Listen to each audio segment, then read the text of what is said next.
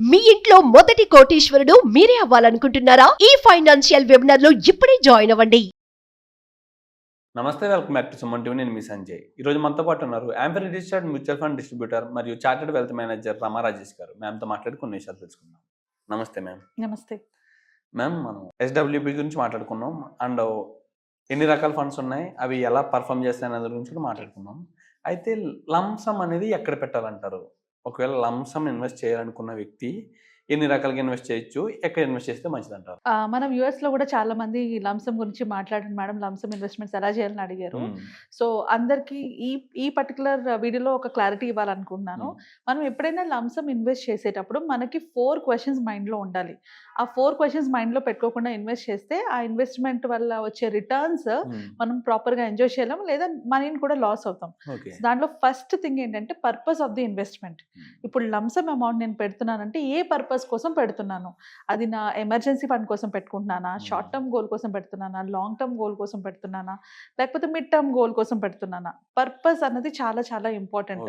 Purpose తెలియకుండా కనుక investments చేస్తే ఆ ఇన్వెస్ట్మెంట్ రిటర్న్ రాకముందే భయంతో కానీ ఇంకేదైనా ప్రాబ్లంతో మనం మనీ విత్డ్రా చేసేస్తూ ఉంటాం.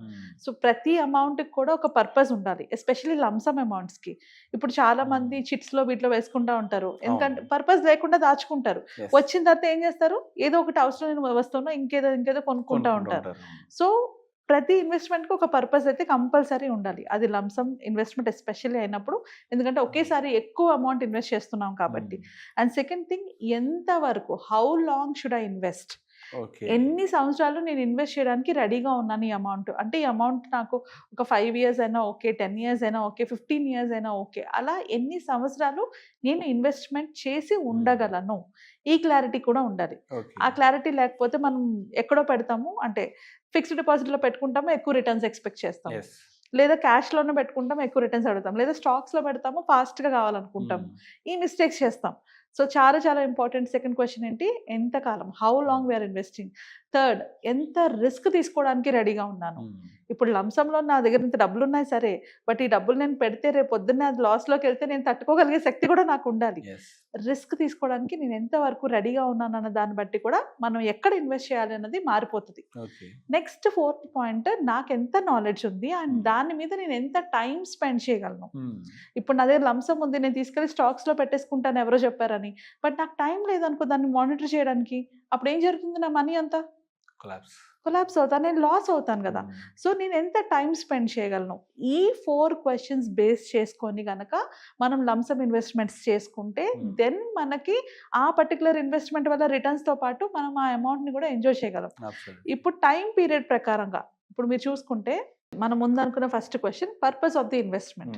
సో మన ఇన్వెస్ట్మెంట్ పర్పస్ ప్రకారంగా 5 టైప్స్ ఉంటాయి. ఒకటి ఎమర్జెన్సీ ఫండ్, ఇంకొకటి short term goal, mid term goal and long term goal. అవన్నీ కూడా అయిపోయాక ఇంకా ఎక్స్ట్రా క్యాష్ ఉంది, నేను ఎంతైనా రిస్క్ తీసుకోగలను అన్నప్పుడు దీన్ని బట్టి మన ఇన్వెస్ట్మెంట్ చాయిసెస్ మారిపోతాయి. ఇప్పుడు నేను ఎమర్జెన్సీ కోసం ఇమీడియట్గా నాకు ఎమర్జెన్సీకి ఏమీ లేదు అంటే, ఏదైనా ఎమర్జెన్సీ వస్తే నా దగ్గర డబ్బులు లేవు అనుకున్నప్పుడు ఫస్ట్ మనం ఎమర్జెన్సీ కోసం పెట్టుకోవాలి. సో మనం ఎప్పుడైనా ఎమర్జెన్సీ ఫండ్ కోసం పెట్టేటప్పుడు ఎక్కడ పెట్టుకోవాలి? సేవింగ్స్ అకౌంట్లో కానీ, ఆటో స్వీప్ అకౌంట్ కానీ, లిక్విడ్ ఫండ్స్ కానీ. ఆటో స్వీప్ అకౌంట్ అంటే ఏంటి అంటే, సేవింగ్స్ అకౌంట్లోనే, అంటే బ్యాంక్ అకౌంట్లో 2 types ఆఫ్ బ్యాంక్ అకౌంట్స్ ఉంటాయి. ఒకటి నార్మల్ సేవింగ్స్ అకౌంట్, ఇంకోటి ఆటో స్వీప్ అకౌంట్ అంటారనమాట. అంటే మన అకౌంట్లో ఎప్పుడైనా కూడా ఎక్కువ అమౌంట్ ఉంటే, మినిమం బ్యాలెన్స్ కన్నా ఎక్కువ అమౌంట్ ఉంటే ఆ అమౌంట్ని అది ఆటోమేటిక్గా ఎఫ్డీలోకి తీసుకుంటుంది. తీసుకొని మనకి ఆ ఎఫ్డీ నుంచి రిటర్న్స్ కూడా వస్తాయి. ఎప్పుడైనా మనకి అమౌంట్ విత్డ్రా చేసుకోవాలంటే మనం విత్డ్రా చేసుకోవచ్చు. సో ఖాళీగా అంటే సేవింగ్స్ అకౌంట్తో పోల్చుకుంటే ఆటో స్వీప్ అకౌంట్లోని మనకి కొంచెం ఎక్స్ట్రాగా అమౌంట్ వస్తుంది.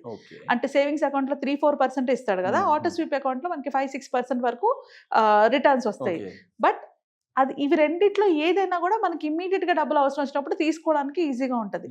సో లంసమ్ అమౌంట్ ఉన్నప్పుడు, ఎమర్జెన్సీ ఫండ్ లేకపోతే కంపల్సరీగా ఈ 3 పెట్టుకోవాలి. రైట్? ఏది ఆటో సేవింగ్స్ అకౌంట్ కానీ, సేవింగ్స్ అకౌంట్ కానీ, లిక్విడ్ ఫండ్స్ కానీ.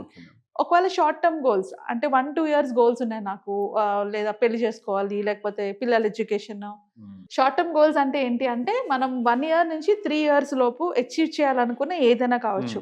మేబీ ఒక కార్ తీసుకోవాలనుకుంటున్నారనో, లేకపోతే మ్యారేజ్ కోసం దాచుకోవాలనో, లేకపోతే పిల్లలు ప్రెగ్నెన్సీ ప్లాన్ చేస్తున్నారు, వాటికి కావాలనుకున్నా, ఇవన్నీ కూడా షార్ట్ టర్మ్ గోల్స్లోకి వస్తాయి. సో మనకి దీనికి 1 to 3 years టైమే ఉంటుంది. ఇలాంటి టైంలో ఉన్నప్పుడు మ్యూచువల్ ఫండ్స్ కానీ స్టాక్స్ కానీ అస్సలు పెట్టకూడదు. సో అలాంటప్పుడు మనం పెట్టుకోవాల్సిన ఆప్షన్స్ ఏంటి? మ్యూచువల్ ఫండ్స్ లిక్విడ్ ఫండ్స్లో పెట్టుకోవచ్చు, ఓవర్ నైట్ ఫండ్స్లో పెట్టుకోవచ్చు, లో డ్యూరేషన్ ఫండ్స్లో పెట్టుకోవచ్చు, షార్ట్ టర్మ్ ఫండ్స్లో పెట్టుకోవచ్చు. సో అంటే మనం మ్యూచువల్ ఫండ్స్లోని ఓన్లీ డెట్ ఫండ్స్లోనే పెడుతున్నాం. మనం లాస్ట్ వీడియోలో క్లియర్గా ఎక్స్ప్లెయిన్ చేసాం కదా డెట్ ఫండ్స్ అంటే ఏంటి, ఈక్విటీ ఫండ్స్ అంటే ఏంటి అని. సో షార్ట్ టర్మ్ గోల్స్కి మనం ఓన్లీ డెట్ ఫండ్స్లోనే పెట్టుకుంటాం. అండ్ అది కాకుండా ఎఫ్డీస్ కానీ ఆర్డీస్ కానీ పెట్టుకోవచ్చు. ఇంకొకటి మనకి కొన్ని స్కీమ్స్ ఉన్నాయి, గవర్నమెంట్ స్కీమ్స్ ఉన్నాయి, 2 yearsకి అలా ఫిక్స్డ్ డిపాజిట్స్ కొన్ని స్పెసిఫిక్ స్కీమ్స్ ఉన్నాయి, వాటిలో పెట్టుకోవచ్చు. ఓకే, నెక్స్ట్ వచ్చేటప్పటికి మిడ్ టర్మ్ గోల్ అనమాట. So mid term are medium term goal అంటే మనకి 3 to 5 yearsలోని ఆ పీరియడ్లో మనకి అవసరమయ్యే ఖర్చులు. ఇది మనం హౌస్కి డౌన్ పేమెంట్ చేసుకోవాలనుకున్నా, లేకపోతే ఏదైనా పిల్లలకి ఎడ్యుకేషన్ కోసం అనుకున్నా, సో అలాంటి 3 to 5 years గ్యాప్ గోల్ ఉన్న వాటికి పెట్టుకోవాల్సిన ఫండ్స్ ఇవి. Medium to long duration funds అంటే మ్యూచువల్ ఫండ్స్లోని లో రిస్క్లో పెట్టుకోవాలంటే మీడియం టు లాంగ్ డ్యూరేషన్లో పెట్టుకోవచ్చు. గవర్నమెంట్ స్కీమ్, దీనికి కూడా రిస్క్ తక్కువ ఉంటుంది. నేను ఎక్కువ రిస్క్ తీసుకోలేను, కొంచెం రిస్క్ కావాలనుకుంటే గవర్నమెంట్ స్కీమ్స్ ఉన్నాయి, నేషనల్ సేవింగ్ సర్టిఫికేట్ అని అలాంటివి ఉన్నాయి, వాటిలో పెట్టుకోవచ్చు. ఎఫ్డీస్లో పెట్టుకోవచ్చు అండ్ హైబ్రిడ్ ఫండ్స్లో పెట్టుకోవచ్చు. అంటే మ్యూచువల్ ఫండ్స్లోని హైబ్రిడ్ ఫండ్స్ వరకు పెట్టుకోవచ్చు, 5 years వరకు టైం ఉంది కాబట్టి. అండ్ అలానే కార్పొరేట్ బాండ్స్ కూడా చాలా ఇంపార్టెంట్. మనం వాటిలో కూడా ఇన్వెస్ట్ చేసుకోవచ్చు. కంపారిటివ్లీ రిస్క్ ఉంటుంది, అంటే డెట్ ఫండ్స్తో పోల్చుకుంటే కొంచెం రిస్క్ ఉంటుంది. నెక్స్ట్ ఏదైనా వీడియోలో నేను బాండ్స్ని ఎలా చూస్ చేసుకోవాలో కూడా చెప్తాను. సో దట్ షార్ట్ టర్మ్ గోల్స్కి ఆర్ మిడ్ టర్మ్ గోల్స్కి బాండ్స్లో కూడా చాలా బాగుంటాయి returns. Next ELSS funds, mutual ఫండ్స్లోని ఈక్విటీ లింక్ సేవింగ్ స్కీమ్, ఇది ట్యాక్స్ సేవింగ్ ఫండ్ కూడా. ఇందులో కూడా మనం మిడ్ టర్మ్ వరకు పెట్టుకోవచ్చు. ఓకే, సో నెక్స్ట్ వచ్చేటప్పటికి లాంగ్ టర్మ్ గోల్స్ అంటే ఇది మోర్ దాన్ 5, అంటే 5 అబవ్ ఉన్న వాటికి మనం ఇందులో పెట్టుకుంటాం. ఎక్కువ పెట్టుకునేటప్పుడు లంసమ్ అమౌంట్ నేను 5 years కన్నా ఎక్కువ పెట్టుకోవాలనుకునేటప్పుడు ఈ ఆప్షన్స్ అన్ని వాళ్ళకుంటాయి.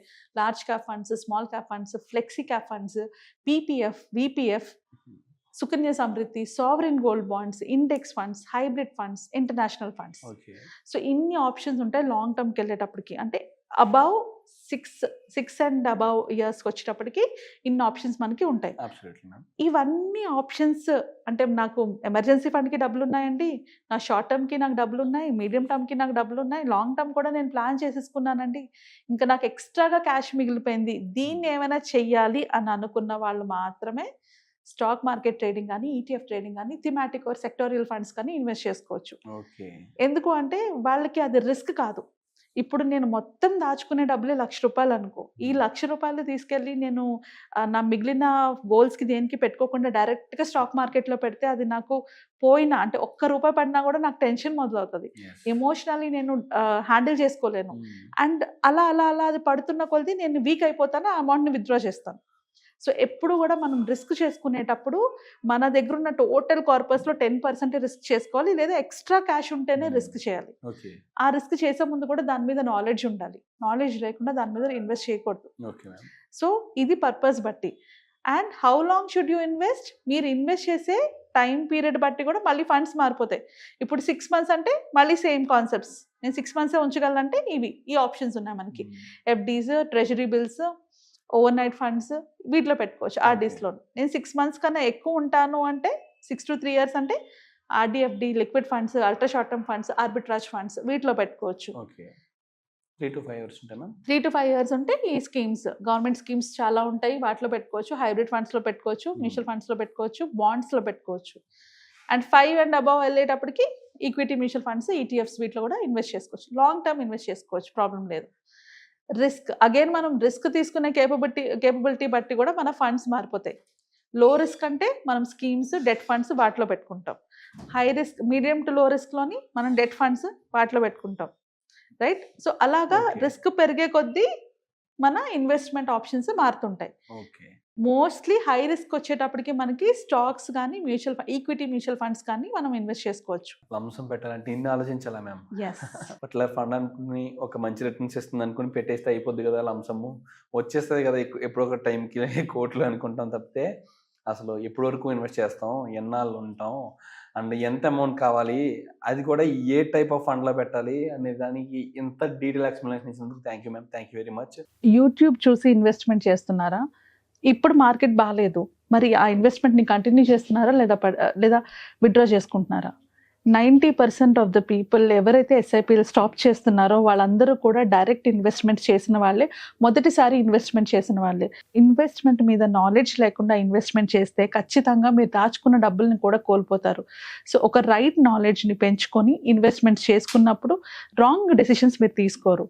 సో అలాంటి ఒక నాలెడ్జ్ గురించి మేము కండక్ట్ చేయబోయే ఎడ్యుకేషనల్ వెబినార్ మ్యూచువల్ ఫండ్స్ గురించి, ఇన్వెస్ట్మెంట్స్ గురించి, రిటైర్మెంట్ ప్లానింగ్ గురించి, గోల్ బేస్డ్ ఇన్వెస్ట్మెంట్ గురించి, ఇన్సూరెన్స్ గురించి, అన్నిటి గురించి డీటెయిల్గా నేర్చుకుంటాము. అండ్ ఇది చాలా సింప్లిఫైడ్గా ప్రతి ఒక్కరికి అర్థమయ్యే కాన్సెప్ట్ లాగా క్రియేట్ చేయబడింది. ఒకవేళ మీకు ఇంట్రెస్ట్ ఉంటే కింద స్క్రోల్ అవుతున్న నంబర్స్కి కాల్ చేసి బుక్ చేసుకోండి.